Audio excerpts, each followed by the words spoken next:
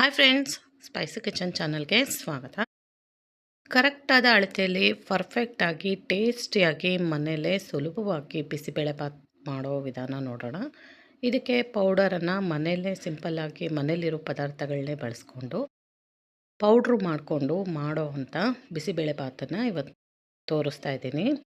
ತುಂಬಾ ಟೇಸ್ಟಿಯಾಗಿರುತ್ತೆ. ಇದ್ರ ಮೇಲೆ ಖಾರ ಸೇವ್ ಅಥವಾ ಬೂಂದಿ ಹಾಕ್ಕೊಂಡು ತಿಂದರೆ ಒಂದು ಪರ್ಫೆಕ್ಟಾಗಿ ಟೇಸ್ಟಿ ಆಗಿರೋವಂಥ ತಿಂಡಿ. ಮಕ್ಕಳ ಲಂಚ್ ಬಾಕ್ಸಿಗೆಲ್ಲ ಬೇಗನೆ ರೆಡಿ ಆಗುವಂಥ ತಿಂಡಿ ಇದು. ಇದನ್ನು ಮಾಡೋಕ್ಕೆ ಬೇಕಾಗಿರೋ ತರಕಾರಿಗಳು: ಈರುಳ್ಳಿ, ಟೊಮೊಟೊ, ಕ್ಯಾರೆಟು ಮತ್ತು ಬೀನ್ಸು, ಬೆಳ್ಳುಳ್ಳಿ, ಆಲೂಗಡ್ಡೆ, ಹಸಿ ಬಟಾಣಿ, ನೆನೆಸಿರುವಂಥ ಕಡಲೆಬೀಜ. ನೆನೆಸ್ಕೊಂಡು ಇಟ್ಕೊಂಡ್ರೆ ಚೆನ್ನಾಗಿರುತ್ತೆ. ಈ ಒಂದು ಕುಕ್ಕರಿಗೆ ಅರ್ಧ ಕಪ್ಪಷ್ಟು ತೊಗರಿಬೇಳೆ, ಅರ್ಧ ಕಪ್ಪಷ್ಟು ಅಕ್ಕಿ ಹಾಕ್ಕೊಂಡು ಚೆನ್ನಾಗಿ ತೊಳೆದಿಟ್ಕೊಂಡಿದ್ದೀನಿ. ಇದಕ್ಕೆ ಕ್ಯಾರೆಟು, ಬೀನ್ಸು, ಆಲೂಗೆಡ್ಡೆ, ಹಸಿ ಬಟಾಣಿ, ನೆನೆಸಿಟ್ಟಂಥ ಕಡಲೆಬೀಜ. ಹಸಿ ಬಟಾಣಿ ಇಲ್ಲ ಅಂದರೆ ಈ ಕಡಲೆಬೀಜದ ಜೊತೆನೇ ಬಟಾಣಿನೂ ನೆನೆಸಿ ಇಟ್ಕೋಬೋದು.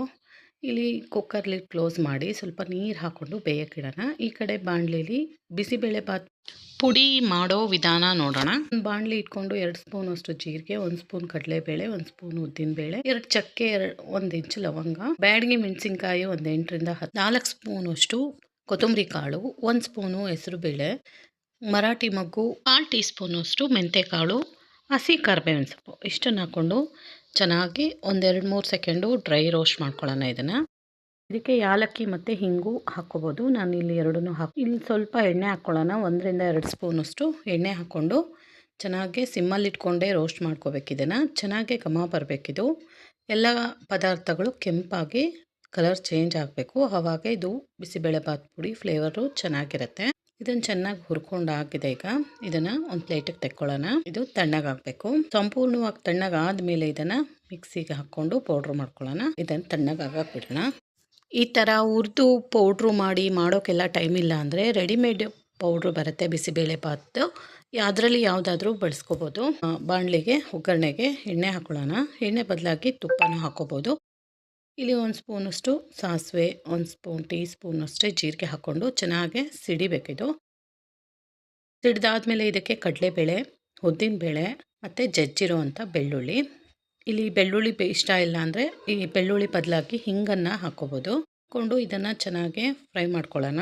ಇದಕ್ಕೆ ಒಣ ಮೆಣಸಿನ್ಕಾಯಿ, ಕರಿಬೇವು, ಗೋಡಂಬಿ ತೊಗೊಂಡಿದ್ದೀನಿ. ಗೋಡಂಬಿ ಇಲ್ಲದೇ ಇದ್ದರೆ ಸ್ಕಿಪ್ ಮಾಡ್ಕೋಬೋದು. ಇಷ್ಟನ್ನು ಹಾಕ್ಕೊಂಡು ಚೆನ್ನಾಗಿ ಇದು ಕಲರು ಚೇಂಜ್ ಆಗೋವರೆಗೂ ಗೋಡಂಬಿ ಫ್ರೈ ಮಾಡ್ಕೊಳ್ಳೋಣ. ಇದಕ್ಕೆ 1 ಸ್ಪೂನಷ್ಟು ಹಚ್ಚ ಖಾರದ ಪುಡಿ ಹಾಕೋಣ. ಖಾರಕ್ಕೆ ಬ್ಯಾಡಗಿ ಮೆಣಸಿನ್ಕಾಯಲ್ಲಿ ಕಲರ್ ಬರುತ್ತಷ್ಟೇ, ಖಾರ ಬರಲ್ಲ. ಹಾಗಾಗಿ 1 ಸ್ಪೂನು ಹಚ್ಚ ಖಾರದ ಪುಡಿ ಹಾಕ್ತಾಯಿದ್ದೀನಿ.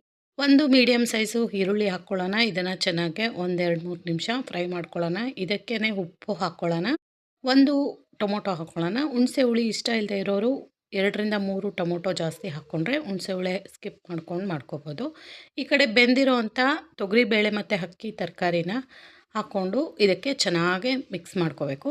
ಚೆನ್ನಾಗಿ ಮಿಕ್ಸ್ ಮಾಡಬೇಕು ನೋಡಿ. ಈ ಥರ ಚೆನ್ನಾಗಿ ಮಿಕ್ಸ್ ಮಾಡಿಕೊಂಡು ಈಗ ಮೊದಲೇ ಹುರಿದು ಪೌಡ್ರ್ ಮಾಡ್ಕೊಂಡಂಥ ಪೌಡ್ರು ನೋಡಿ ಚೆನ್ನಾಗಿ ಹಾಕಿದೆ. ಇದು ಈ ಬ್ಯಾಡಗಿ ಮೆಣಸಿನ್ಕಾಯಿಂದ ಈ ಕಲರ್ ಬಂದಿದೆ. ಈ ಪೌಡ್ರನ್ನ ಈಗ ಹಾಕ್ತಾಯಿದ್ದೀನಿ ನಾನು. ಒಗ್ಗರಣೆಗೂ ಹಾಕ್ಕೋಬೋದು. ಇಲ್ಲಿ ಕುದಿಯುವಾಗ ಹಾಕಿದ್ರೆ ಫ್ಲೇವರು ಚೆನ್ನಾಗಿರುತ್ತೆ. ಒಂದು ಸ್ವಲ್ಪ ಬೆಲ್ಲ ಹಾಕ್ತಾಯಿದ್ದೀನಿ. ಇಲ್ಲಿ ನೆನೆಸಿಟ್ಟಂಥ ಹುಣಸೆ ಹಣ್ಣನ್ನು ಸ್ವಲ್ಪ ಹಿಂಡಿ ಹಾಕ್ತಾಯಿದ್ದೀನಿ. ಇಷ್ಟನ್ನು ಹಾಕ್ಕೊಂಡು ಚೆನ್ನಾಗಿ ಮಿಕ್ಸ್ ಮಾಡ್ಕೊಳ್ಳೋಣ. ಇದಕ್ಕೆ ಬೇಕಿದ್ರೆ ನೀವು ಹಿಂಗಿನ ಪುಡಿ ಹಾಕೋಬೋದು. ನಾನಿಲ್ಲಿ ಹಿಂಗು ಸ್ಕಿಪ್ ಮಾಡ್ಕೊಂಡಿದ್ದೀನಿ. ನಿಮ್ಗೆ ಇಷ್ಟ ಇದ್ದರೆ ಹಾಕ್ಕೊಳ್ಳಿ. ಚೆನ್ನಾಗಿ ಇದನ್ನು ಮುಚ್ಚಿ 10 ನಿಮಿಷ ಬೇಯಿಸ್ಕೊಂಡ್ರೆ ನೋಡಿ ಬಿಸಿಬೇಳೆಭಾತು ಕರೆಕ್ಟಾಗಿ ಬೆಂದು ಹದವಾಗಿ ರೆಡಿ ಆಗಿದೆ. ತುಂಬ ನೀರು ಹಾಕಬಾರ್ದು, ಉದುದ್ರಾಗಿ ಇರಬೇಕು, ಚೆನ್ನಾಗಿರುತ್ತೆ. ತುಂಬಾ ಬೇಯಿಸ್ಕೋಬಾರ್ದು. ಕುಕ್ಕರಲ್ಲಿ 1-2 ವಿಸಲ್ ಬಂದರೆ ಸಾಕು. ಇದು ತುಂಬ ತೆಳುವಾಗೂ ಇರಬಾರ್ದು, ಗಟ್ಟಿಯಾಗೂ ಇರಬಾರ್ದು, ಈ ಹದದಲ್ಲಿ ಇರಬೇಕು ನೋಡಿ. ಚೌಟಿಂದ ಈಗ ಈಸಿಯಾಗಿ ಬರಬೇಕು. ಈ ಬೇಳೆ ಅಕ್ಕಿ ಈ ಥರ ಕಾಣಿಸ್ತಾ ಇರಬೇಕು. ಲಾಸ್ಟಲ್ಲಿ ಸ್ವಲ್ಪ ಕೊತ್ತಂಬರಿ ಸೊಪ್ಪು ಹಾಕ್ಕೊಂಡು ಸರ್ವ್ ಮಾಡಿದ್ರೆ ಬಿಸಿ ಬಿಸಿಯಾದ ಬಿಸಿಬೇಳೆಭಾತು ತುಂಬಾ ಟೇಸ್ಟಿಯಾಗಿ ಸಿಂಪಲ್ಲಾಗಿ ರೆಡಿ ಆಯಿತು. ನಿಮಗೆ ನನ್ನ ವೀಡಿಯೋಸ್ ಇಷ್ಟ ಆದರೆ ಪ್ಲೀಸ್ ಲೈಕ್ ಮಾಡಿ, ಶೇರ್ ಮಾಡಿ, ಸಬ್ಸ್ಕ್ರೈಬ್ ಮಾಡಿ.